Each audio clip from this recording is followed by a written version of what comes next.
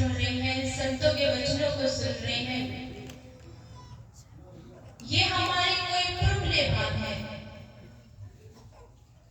जिनकी वजह से आज हम यहाँ पर बैठे हैं और इस प्रकार से संतों की वाणी का आनंद ले रहे हैं। पहले हमसे कुछ ऐसे कर्म हुए हैं, वो हमारे अच्छे कर्मों का फल है। हमें अपने जीवन में हमेशा अच्छे और सच्चे कर्म करने चाहिए, क्योंकि जो भी हम किसी का अगर अच्छा करते हैं, बुरा करते हैं, वो उसी के रूप में हमें दुगना होकर वापस मिलता है। आपको मैं एक समय की बात बताती हूँ। एक बार की बात है कि जो रामचंद्र जी हुए हैं, उनके जो दादा उस टाइम पे राजा थे, उस समय की ये बात है कि उनके पास एक संत आते हैं और आके उनसे भिक्षा मांगते हैं। लेकिन वो समय घोड़ों के अस्तबल में होते हैं और घोड़ों की सेवा कर रहे होते हैं, उनको घास चारा डाल रहे होते हैं। वो आते हैं और उनको कहते हैं कि महाराज, आज हम आपके प्रदेश में पधारे हैं, तो आप हमें जो भी दान दक्षिणा देना चाहते हैं वो दे दीजिए। तो राजा जी कहने लगे कि देखिए संत जी, ऐसी बात है कि अभी तो मैं घोड़ों के अस्तबल में, यहाँ से मैं आपको क्या दूं? जब हम अपने दरबार में जाएंगे और अपने सिंहासन पर बैठेंगे, उस समय आप हमसे जो भी मांगेंगे हम आपको दे देंगे। संत जी कहने लगे कि देखिए, हमारे पास इतना समय तो नहीं है कि हम फिर से दोबारा यहाँ से जाएं या गुजरें या दोबारा फिर, अभी हम यहाँ पर आए हुए हैं। आपकी जो भी इच्छा है, आप जो भी दान दक्षिणा देना चाहते हैं, हमें यहीं से दे दीजिए, खुशी खुशी उसको लेकर चले जाएंगे। इस बात से राजा बहुत क्रोधित हो गए। वो कहने लगे कि जब मैंने आपको बोल दिया है कि अभी मैं घोड़े के अस्तबल में हूँ, जब सिंहासन पर बैठूंगा उस समय जो भी मांगोगे आप, वो मैं आपको दे दूंगा। लेकिन संत जी भी परीक्षा ले रहे थे। कहने लगे देखिए, हमारे पास इतना समय नहीं है, जो आपकी इच्छा हो आप यहीं से दे दीजिए। राजा बहुत क्रोधित हो गए। उन्होंने वहां से एक भुट्टा लीद का भरा और राजा की झोली में डाल दिया। राजा कहने लगे कि मेरे पास फिलहाल यही है, आप ले जाइए। संत जी भी बहुत पराक्रमी थे, पहुंचे हुए थे। वो चुपचाप उस लीद को लेकर अपने आश्रम में आ गए। कुटिया के बाहर आकर उन्होंने उस झोले को खाली करके वहां पर डाल दिया और जाते समय वो राजा से कह के गए कि जो भी दान दक्षिणा आपने हमें दी है, हम प्रभु से यही इच्छा करते हैं कि जैसे जैसे आपकी यश और प्रगति बढ़े, वैसे वैसे ही आपका ये दान भी बढ़े। जो आपने आज हमें दिया है, आपके यश दिख रहे हैं, आपका दिया हुआ दान भी दिन प्रतिदिन बढ़ता जाए। ऐसा कहकर वो चले गए। अब जैसा कि उन्होंने कहा था, अब राजा भी दिन पर दिन यश और मान कीर्ति को बढ़ाते हुए अपने राज्य का विस्तार करने लगा। और उधर जो संतों के वचन थे वो तो अटल थे। संतों की वाणी तो उधर वो जो उन्होंने लीद उनके झोले में डाली थी, वो भी दिन पर दिन बढ़ती जा रही थी। तो एक दिन क्या हुआ कि उधर से राजा के मंत्री वगैरह गुजरे हुए जा रहे थे, तो उन्होंने देखा कि लीद का इतना बड़ा ढेर और जंगल के बीच में। वो देखने लगे। उन्होंने देखा कि चलो यहाँ आसपास देख कर और शायद यहाँ पर कहीं घोड़े हो। वो गए, उन्होंने देखा, पूछा कुटिया में जाकर। उन्हें पता चला कि यहाँ पर तो कोई घोड़ा नहीं है। फिर वो संत जी से पूछने लगे कि जब आपके पास कोई घोड़ा नहीं है, तो ये इतनी लीद जो आपकी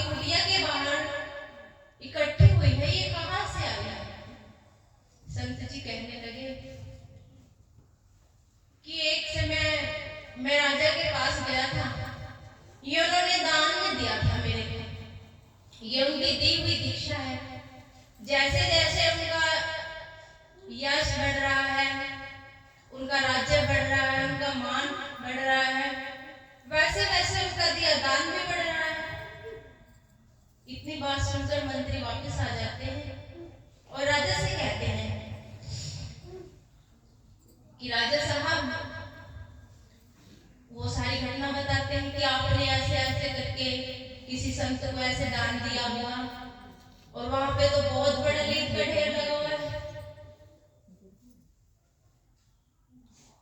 तो राजा बड़ा परेशान हो जाता है। वह उसी समय संत जी के पास पहुंचता है और क्षमा याचना करने लगता है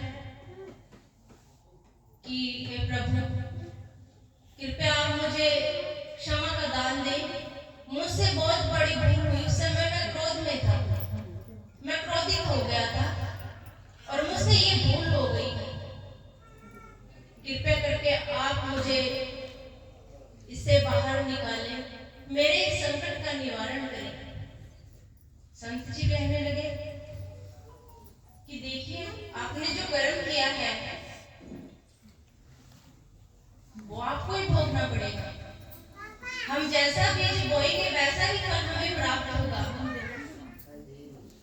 और ये आपके हिस्से का है और आपको ही खाना पड़ेगा, आपको ही भोगना पड़ेगा। राजा बहुत गिड़गिड़ाया, गुरु जी के पैरों में पड़ गया, माफिया मांगने लगा, गिड़गिड़ाने लगा कि बस आप मुझे इसका निवारण बताइए। संत दयालु भी होते हैं, कृपालु भी होते हैं। वो कहने लगे, चलो मैं तुम्हें इसका एक रास्ता बता देता हूँ। आप ऐसा करना कि जितनी ज्यादा आपकी निंदा होगी, जितनी भी आपकी निंदा होगी, वैसे वैसे ही आपका ये किया हुआ कर्म, ये जो पाप कर्म है, ये घट जाएगा। ये उन लोगों के हिस्से में चला जाएगा जो लोग आपकी निंदा करेंगे, आपकी बुराई करेंगे, आपके बारे में बुरा सोचेंगे या आपके साथ बुरा करने का सोचेंगे। तो राजा आए, उन्होंने आके ऐसे कार्य कर दिया जिससे लोग उनकी निंदा करने लगे, उनको बुरा भला कहने लगे। अब जैसे जैसे राजा की हर तरफ निंदा होने लगी, बुराई होने लगी, वैसे वैसे ही वो लीद का जो ढेर था वो कम होने लगा। कि जो उनकी बुराई कर रहे थे वो उसके हिस्सेदार होते जा रहे थे। लेकिन अंत में क्या हुआ कि जो एक बूटा भरकर उसने उस समय में जो दान किया था वो बच गया। वो संत जी के पास आए और कहने लगे कि महाराज, अब इसका क्या निवारण है? इसका निवारण बताइए आप मेरे को। जो एक बूटा बचा हुआ है, मैं इसका कैसे खत्म करूं? गुरु जी कहने लगे कि देखिए, जो ब्याज होता है वो माफ हो जाता है, लेकिन जो मूल होता है उसका भुगतान करना ही पड़ता है। फिर वो लीद का जो बूटा बचा था, राजा को खुद ही खाना पड़ा था। उन्होंने उसको घर में लाके डिब्बी में रखा और जैसे खाना खाते थे उसका भी एक चम्मच खाते थे और रोते थे, पछताते थे और अपने उस समय के लिए प्रभु से क्षमा याचना करते थे।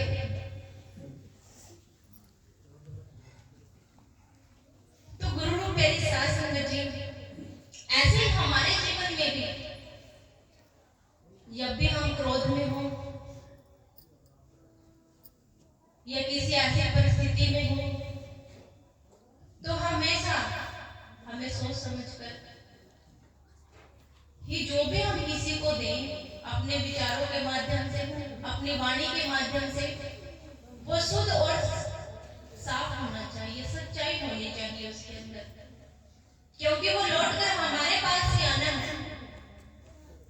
अगर हम अपनी जीभा से किसी के बारे में अच्छे वचन निकालेंगे, किसी के बारे में अच्छे विचार करेंगे, तो हम अच्छे हैं। लेकिन अगर हम अपनी वाणी से किसी की बुराई करेंगे, किसी की निंदा करेंगे, किसी का बुरा सोचेंगे, तो वो कर्म डबल होकर, दुगना होकर हमारे पास आएगा। अपने जीवन में ऐसी धारणा बनाएं कि हमेशा अपने विचारों को शुद्ध रखें, संतों की वाणी से जोड़कर रखें अपने